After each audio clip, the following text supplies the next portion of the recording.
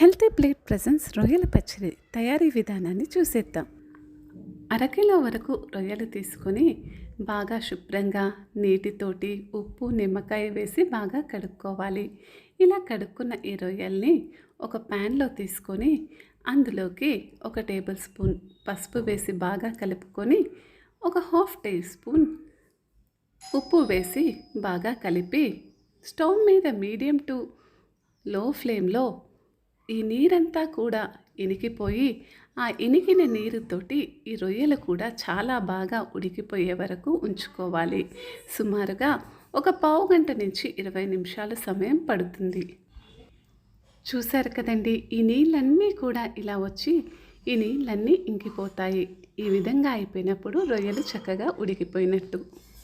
Stove medium ఫ్లేమ్లో పెట్టి ఆ ప్యాన్లో 2 ఇలాచీలు, 4 యాలక్కాయలు, 2 ఇంచుల దాల్చిన చెక్కలు, 2 టేబుల్ స్పూన్ల ధనియాలు, 1 టేబుల్ స్పూన్ జీలకర్ర వేసి దూరగా వేయించుకున్నాక మెత్తటి పౌడర్ లాగా మిక్సీలో పట్టుకోవాలి.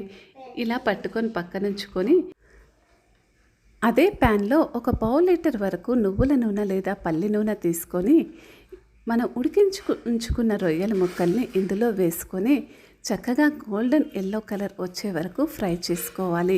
ఈ విధంగా రావడానికి ఒక పావు గంట నుంచి 20 నిమిషాల వరకు పడుతుంది. నేను తీసుకుంది పల్లి నూనె కాబట్టి ఈ విధంగా నురుగు వస్తుంది.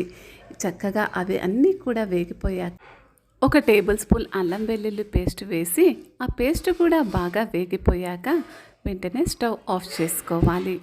ఇప్పుడు ఇది వేడిగా ఉన్నప్పుడే ఇందులోకి 1/2 కప్పు కారము, 1/2 కప్పు ఉప్పు, గ్రైండ్ చేసుకున్న మసాలా పొడి అంతా కూడా చేర్చుకొని బాగా కలుపుకొని చల్లారే వరకు ఒక గ్లాస్ జార్లోకి తీసుకొని పక్కన పెట్టుకోవాలి.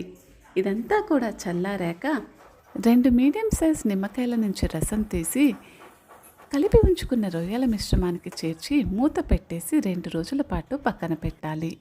అంతేనండి, ఎంతో రుచికరమైన రొయ్యల పచ్చడి తయారీ విధానం.